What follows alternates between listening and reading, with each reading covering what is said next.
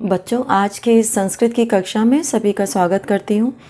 और आज हम लोग अभ्यास पुस्तिका के एकादशः पाठः समवायो हि दुर्जयः का शेष प्रश्न पूरा करेंगे।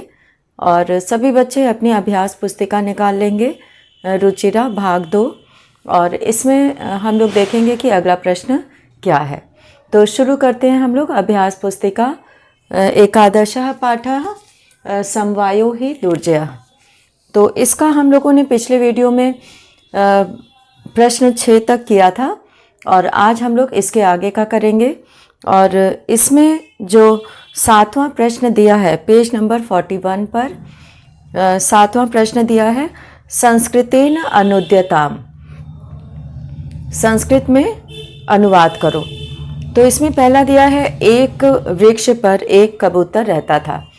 तो एक वृक्ष पर यानी कि यहाँ पे एकस्मिन् वृक्षे एकः कपोतः प्रतिवसति स्म, रहता था प्रतिवसति स्म। स्म पद लग जाने से वो अतीत काल का रूप बन जाता है।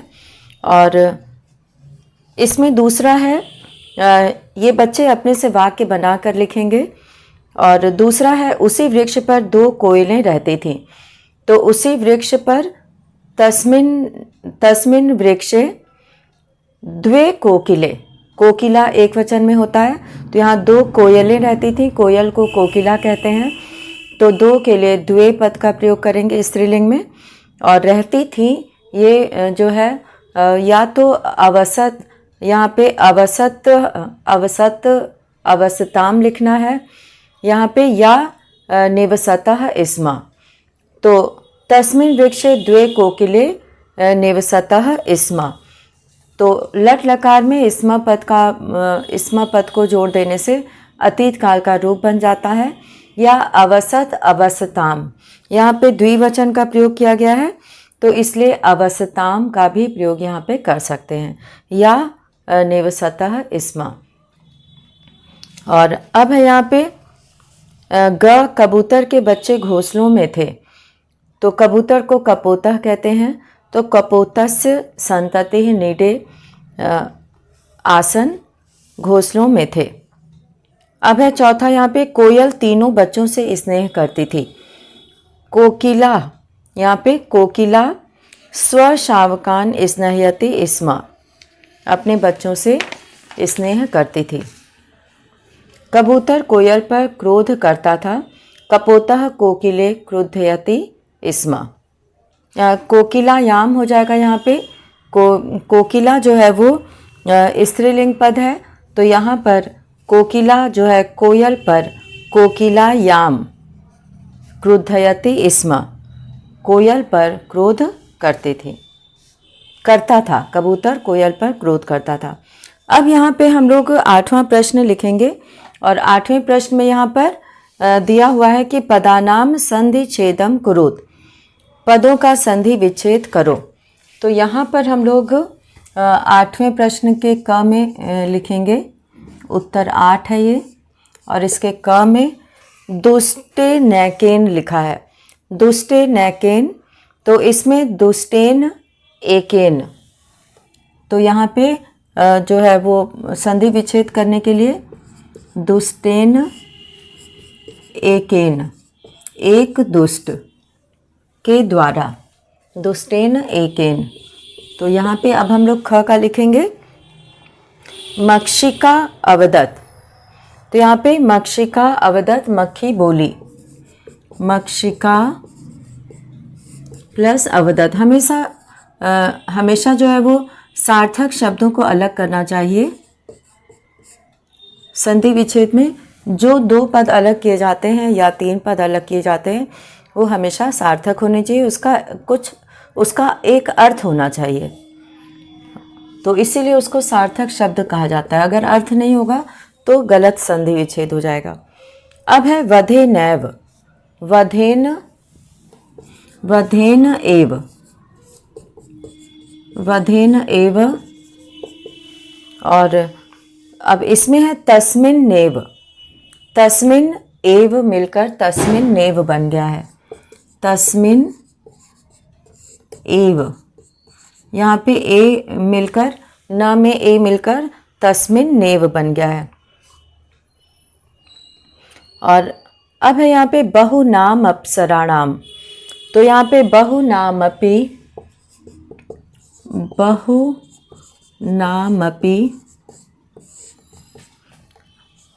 असाराणाम। यहाँ पे बहुनामपि असाराणाम। बहुनामपि है, इसका अर्थ है कि बहुत सारे भी। असाराणाम कहते हैं दुर्बलों का। अगर बहुत सारे दुर्बलों का भी यदि समूह है तो वो जीत सकता है।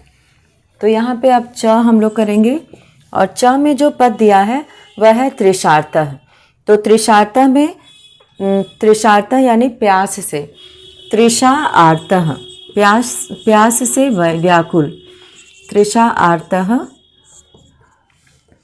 और अब यहाँ पे छ वाला जो पद दिया है उसमें यथोचितम। यथोचितम यथा उचितम, जो दो पद अलग होगा, यथा उचितम यथोचितम, यथा उचितम हो गया। और ज वाला है चोक्तम, च उक्तम और कहा गया है, च और उक्तम। तो यहाँ पे चोक्तम ऊ का ओ हो गया है गुण संधि होने से, तो यहाँ पे च के साथ ऊ का ओ होने से चोक्तम बन गया है। और जब इसे हम अलग करते हैं तो वही ओ जो है वो यहाँ पर अलग पद में ऊ बन जाता है। तो ये संधि के कारण होता है, संधि के नियमों के कारण। और अब हम लोग यहाँ पर देखेंगे, ये सारे हो गए यहाँ पे। और इस तरह से इस पाठ के जो शेष प्रश्न थे वो पूरे हुए हैं। और इसके बाद जो द्वादशः पाठः दिया हुआ है, द्वादशः पाठः हम लोग को नहीं करना है क्योंकि ये सिलेबस से इस साल हटा दिया गया है। तो इसको छोड़कर हम लोग आगे बढ़ेंगे। और इसमें जो है त्रयोदशः पाठः अमृतम संस्कृतम हम लोग करेंगे। और इसमें हम लोग देखेंगे कि सबसे पहला प्रश्न क्या है। तो यहाँ पर हम लोग बदल देते हैं, ये सभी अपनी पुस्तिका में पूरा करेंगे। और इसमें जो है त्रयोदशः पाठः हम लोग शुरू करेंगे। अब त्रयोदशः पाठः में अमृतम संस्कृतम, त्रयोदशः पाठः अमृतम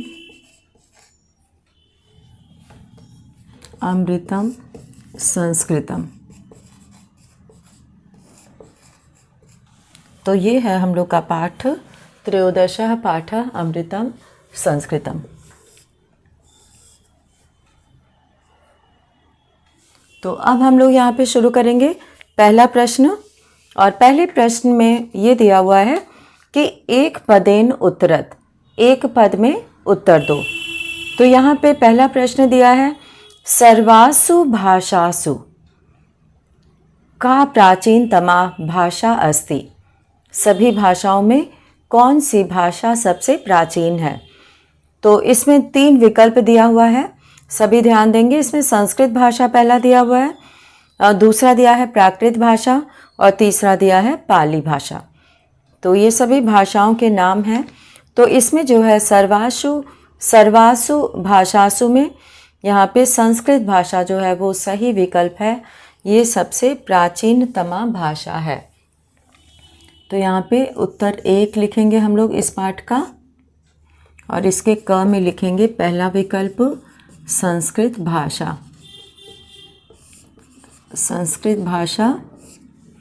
और अब हम लोग इसी का ख करेंगे और उसका भी सही विकल्प चुनेंगे।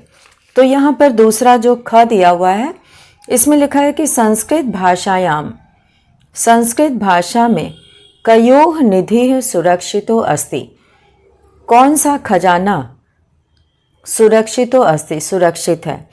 तो पहला है धर्मार्थयोः, धर्म का, दूसरा काम मोक्षयोः, काम मोक्ष का, और तीसरा है ज्ञान विज्ञानयोः।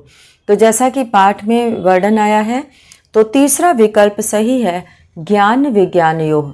इसमें ज्ञान विज्ञान का खजाना सुरक्षित है।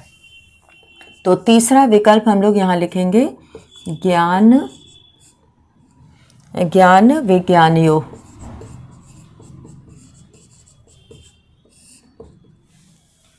और अब है यहाँ पे ग, और ग में हम लोग देखेंगे कि क्या करना है।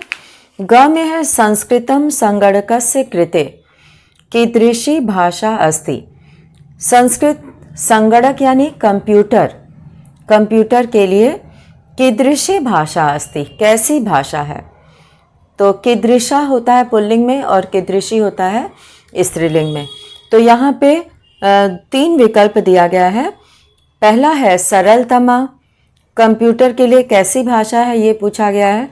तो यहाँ पहला दिया है सरलतमा, और दूसरा दिया है सर्वोत्तमा, और तीसरा दिया है कठिनतमा। तो यहाँ पर सर्वोत्तमा भाषा कहा गया है पाठ में, कंप्यूटर के लिए सबसे उत्तम भाषा है और वैज्ञानिक भाषा है। तो इसलिए यहाँ पे दूसरा विकल्प हम लोग चुनेंगे, सर्वोत्तम भाषा।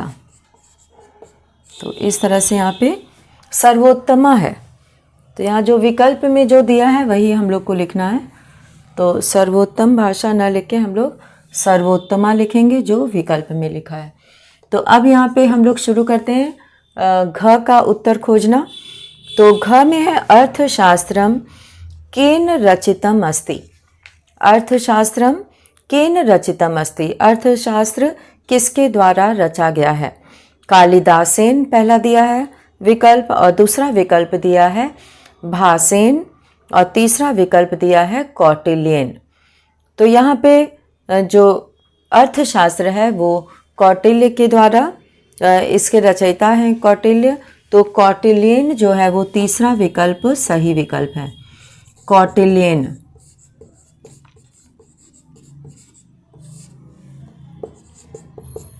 और अब है यहाँ पर अंग वाला क्वेश्चन, संस्कृत वाङ्मये विद्यमानाः काः अभ्युदयाय प्रेरयन्ति।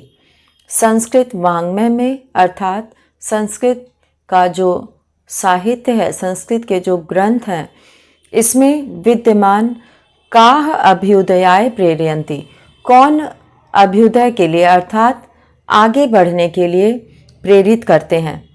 तो यहाँ पे नीतयः, नीति, सूक्तयः, सम्मतयः। तो यहाँ पे सूक्तयः, संस्कृत की सूक्तियाँ जो है वो हमें अभ्युदय के लिए प्रेरित करती हैं, आगे बढ़ने के लिए प्रेरित करती हैं। तो यहाँ पे सूक्तयः आ जाएगा। बहुवचन होने से ये सूक्तयः हो गया है। वैसे ये सूक्ति होता है, सूक्ति में छोटी ही होता है, और फिर द्विवचन में बड़ी ही हो जाता है सूक्ति, और बहुवचन में हो जाता है सूक्तयः। और अब यहाँ पे च का हम लोग प्रश्न देखते हैं कि का वैज्ञानिकी भाषा अस्ति, कौन वैज्ञानिक भाषा है। तो यहाँ पे पहला दिया है संस्कृतम, दूसरा दिया है प्राकृतम, और तीसरा दिया है पालिः। तो यहाँ पे संस्कृत को वैज्ञानिक भाषा कहा गया है। तो हम लोग पहला विकल्प चुनेंगे वैज्ञानिकी। यहाँ पे संस्कृतम पहला विकल्प है, संस्कृतम। और अब है यहाँ पे कि केशाम, छ वाला प्रश्न हम लोग करने जा रहे हैं। केशाम कवि नाम काव्य सौंदर्यम अनुपमम। केशाम कवि नाम, किन कवियों का, किस कवि का काव्य सौंदर्य अनुपम है। तो काव्य के लिए यहाँ पे कालिदास का वर्णन आया था, कालिदास का नाम आया था। तो यहाँ पे जो विकल्प दिया है उसमें भासादि नाम दिया है, भास आदि। भास भी संस्कृत के रचयिता हैं, संस्कृत में इन्होंने बहुत सारी रचनाएं की हैं। और कालिदास आदि ने, कालिदास आदि नाम, तो यहाँ पे कालिदास आदि नाम होना चाहिए। और तीसरा विकल्प दिया है आंग्ल कवि नाम। तो यहाँ पे हम लोग देखेंगे कालिदास केशाम कवि नाम। तो यहाँ पे दूसरा विकल्प हम लोग लिखेंगे कालिदास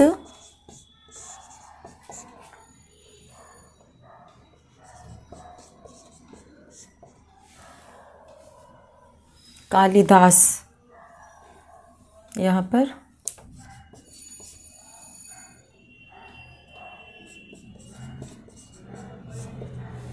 कालिदास आदि नाम।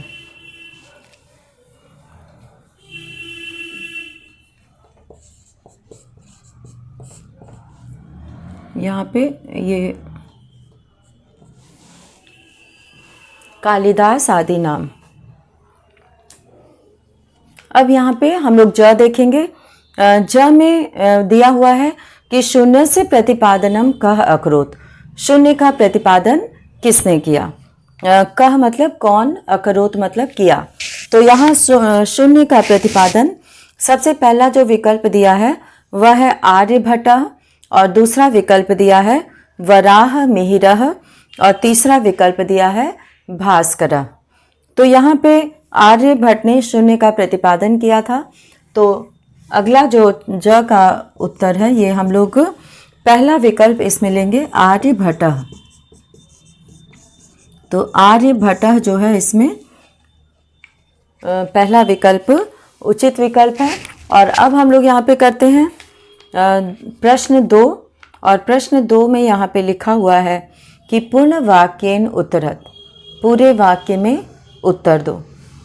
तो इसमें जो पहला वाक्य दिया हुआ है, पहला प्रश्न दिया है क का, जिसमें लिखा है कि संस्कृतस्य महत्व विषय किम कथितम।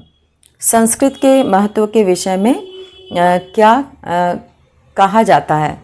तो यहाँ पे हम लोग प्रश्न से ही शुरुआत करेंगे इसकी कि संस्कृतस्य महत्व विषय।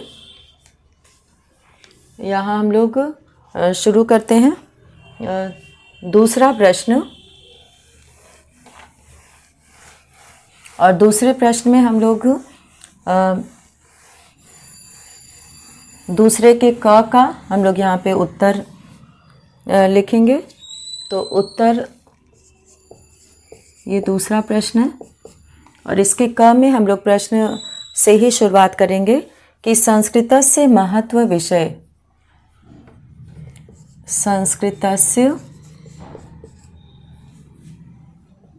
संस्कृतस्य महत्व विषय इदं कथितम्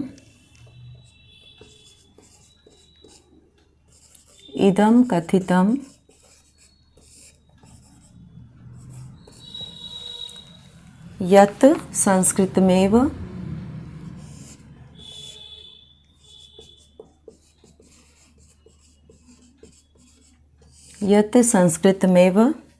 संगणकस्य कृते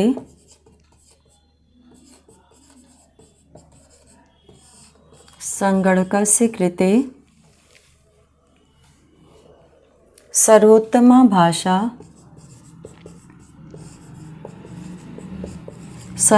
भाषा अस्ति।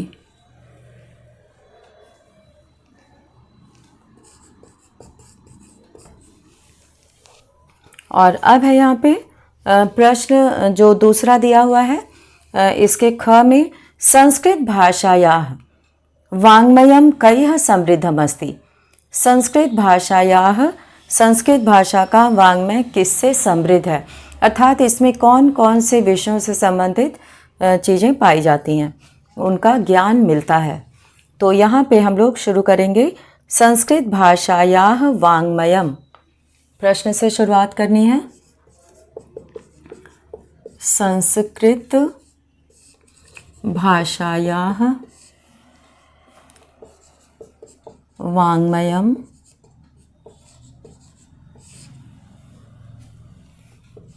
अब यहाँ पे वेदैः, सबसे पहले वेद का नाम आता है। वेदैः, पुराणैः, ये सब बहुवचन में है। पुराणैः, नीतिशास्त्रैः,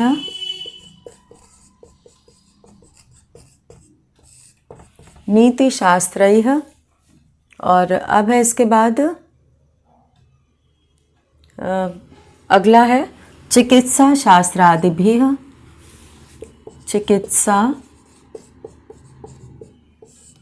शास्त्रादिभिः,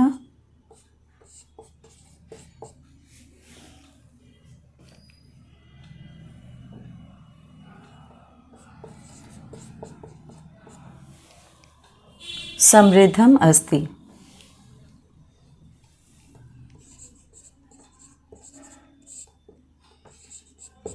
समृद्धम अस्ति। तो यहाँ पर इन सब चीज़ों से ये जो है समृद्ध है। इसमें जो है सबसे पहले वर्णन आया है कि इसका जो है किन किन चीज़ों से हमारा संस्कृत भाषा जो है वो उसमें किस किस चीज़ का ज्ञान यहाँ पर मिलता है। तो इसमें जो है ये वेदैः पुराणैः, वेदों से पुराणों से और नीति शास्त्र और चिकित्सा शास्त्र आदि से ये समृद्ध है।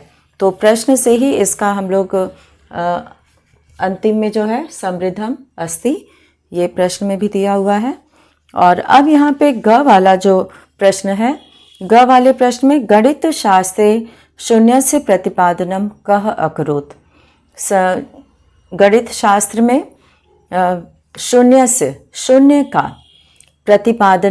प्रतिपादन यानी शून्य का जो खोज है, कः अकरोत् कौन किया। तो यहाँ पर आर्यभट्ट का नाम आता है शून्यस्य प्रतिपादनम। तो यहाँ पर शून्यस्य से हम लोग शुरू करेंगे, गणित शास्त्र से शुरू करेंगे क्योंकि प्रश्न की शुरुआत उसी से हुई है। गणित शास्त्र में, गणित शास्त्रे शून्यस्य प्रतिपादनम आर्यभट्टः अकरोत्। आर्यभट्टः अकरोत्।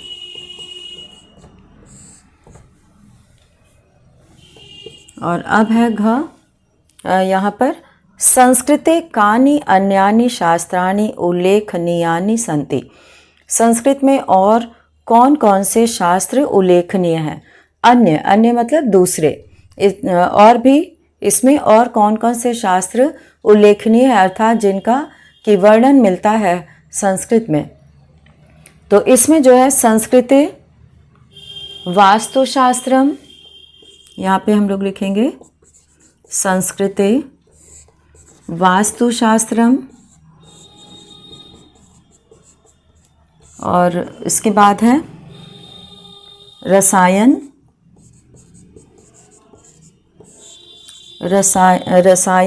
शास्त्रम, रसायन शास्त्रम, खगोल विज्ञानम,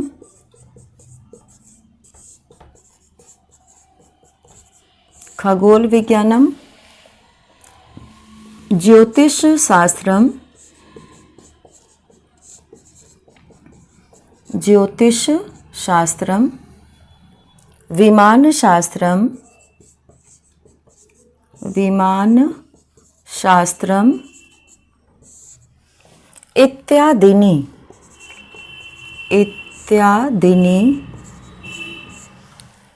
उल्लेखनीयानि इत्यादिनी शास्त्राणि। पूछा है कौन कौन से शास्त्रों का उल्लेख है। शास्त्राणि यहाँ पे उल्लेखनीयानि सन्ति, उल्लेखनीयानि सन्ति। बहुवचन है, बहुत सारे नाम है यहाँ पे शास्त्रों के, तो इसलिए संति का प्रयोग हुआ है। और अगर एक नाम रहता है तो उसमें अस्ति का प्रयोग करते हैं, और दो के लिए स्तः का प्रयोग करते हैं, आधा स त और विसर्ग स्तः। और अब हम लोग इसका अगला प्रश्न देखेंगे। अगले प्रश्न में यहाँ पे लिखा हुआ है कि कीदृशम व्यवहारम कर्तुम, कैसा व्यवहार करने के लिए संस्कृत भाषा शिक्षयति। संस्कृत भाषा हमें शिक्षा देती है कि हमें सिखाती है कि हमें कैसा जो है व्यवहार करना चाहिए। तो यहाँ पे हम लोग अंग वाले क्वेश्चन में लिखेंगे इस प्रश्न में कि सर्वभूतेषु आत्मवत्। सर्वभूतेषु यानी सभी प्राणियों में, आत्मवत् यानी अपनी तरह। जैसा कि व्यवहार हम अपने लिए चाहते हैं वैसा ही व्यवहार हमें दूसरों के साथ करने के लिए संस्कृत जो है हमें शिक्षयति यानी सिखाती है। तो सर्वभूतेषु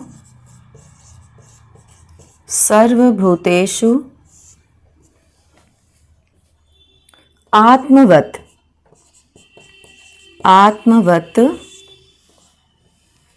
व्यवहारं कर्तुम, ये सब प्रश्न में लिखा हुआ है। व्यवहारं कर्तुम, केवल हमें ये ध्यान देना है कि ये कैसा व्यवहार सिखाती है। सर्वभूतेषु आत्मवत्, सभी प्राणियों के साथ अपनी तरह, अपना जैसा कि हम चाहते हैं, आत्मवत् अपनी तरह व्यवहार करना। कर्तुम, संस्कृत भाषा शिक्षयति।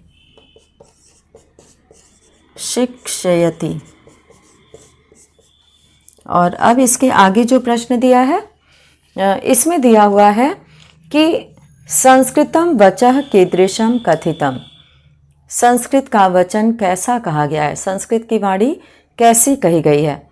तो सरसम सरलम, सरस और सरल। तो यहाँ पर हम लोग ये लिखेंगे संस्कृतम वचः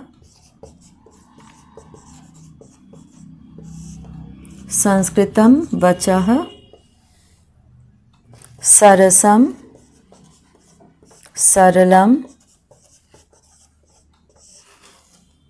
कथितम।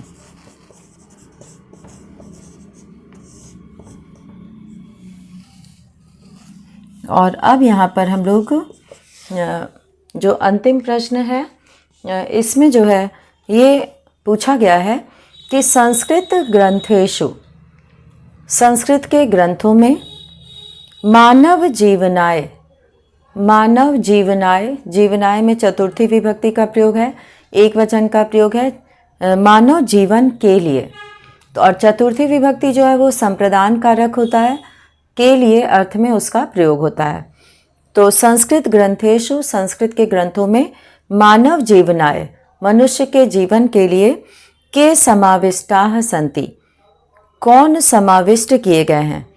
तो मानव जीवन के जो है, जीवन के लिए बहुत सारे यहाँ पे विविधाः विषयाः, बहुत सारे विषयों को जो है समाविष्ट किया गया है। तो यहाँ पे हम लोग लिखेंगे कि संस्कृत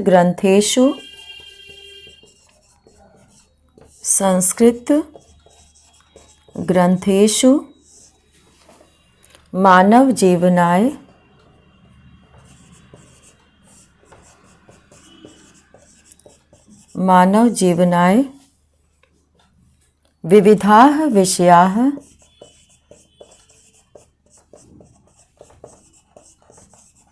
विविधाः विषयाः समाविष्टाः सन्ति।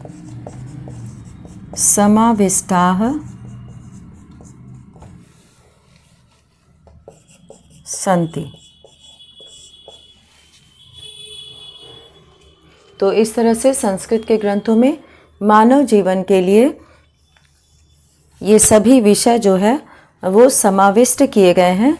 उनको जो है इसमें बहुत सारे विषयों पर जो है वो ज्ञान मिलता है संस्कृत में।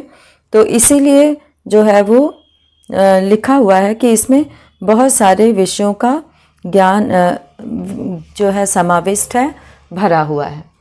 तो अब है यहाँ पर जो अगला प्रश्न है, इकारांत स्त्रीलिंग शब्दाः। तो यहाँ पर सभी बच्चे देख रहे होंगे अभ्यास पुस्तिका में प्रश्न नंबर 2 के बाद यहाँ पर एक रूप लिखा हुआ है, इकारांत स्त्रीलिंग शब्दाः। तो स्त्रीलिंग शब्दों के बारे में यहाँ पे प्रथमा, द्वितीया, तृतीया, ये सभी विभक्तियों में जो है क्या रूप बनता है एक शब्द का। यहाँ पे इकारांत स्त्रीलिंग शब्द है और इसका रूप क्या होता है यहाँ पर लिखा हुआ है। तो सबसे पहले यहाँ विभक्ति लिखी हुई है जिसमें प्रथमा, द्वितीया, तृतीया, चतुर्थी, पंचमी, षष्ठी, सप्तमी और संबोधन है।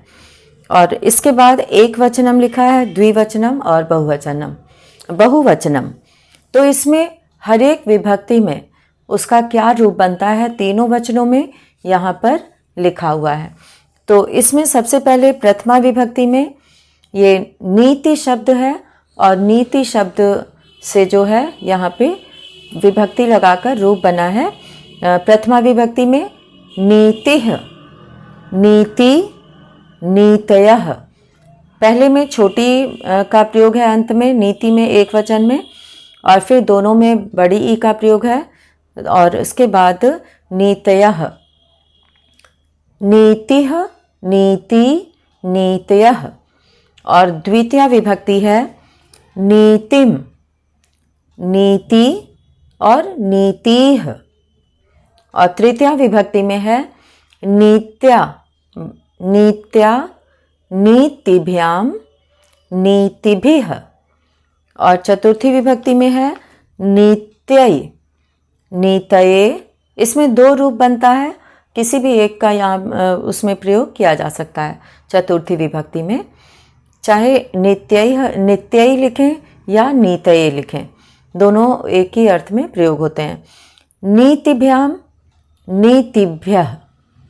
और पंचमी विभक्ति में है नीत्याः, नीतेः, नीतिभ्याम, नीतिभ्यः। और षष्ठी विभक्ति है नित्याः, नीतेः, नित्योः। द्विवचन में है नीति नाम, नीति नाम। और सप्तमी विभक्ति में है नीत्याम, नीतौ, नीत्योः द्विवचन में, और नीतिषु। और संबोधन में है हे नीते, हे नीति और हे नीतयः। और इसमें संबोधन में प्रथमा विभक्ति का ही प्रयोग होता है, लेकिन इसमें एक वचन में परिवर्तन होता है। यहाँ पे नीति की जगह पे नीते हो गया है, ईकारांत ई की जगह पर ए हो गया है, और द्विवचन और बहुवचन वैसा ही है। तो इस पे आधारित जो है, इस रूप पर आधारित अगला प्रश्न है, जिसे कि हम लोग अगले वीडियो में करेंगे। तो आज के वीडियो में हम लोग इतना ही करते हैं, और सभी बच्चे अपने अभ्यास पुस्तिका में इसको पूरा कर लेंगे।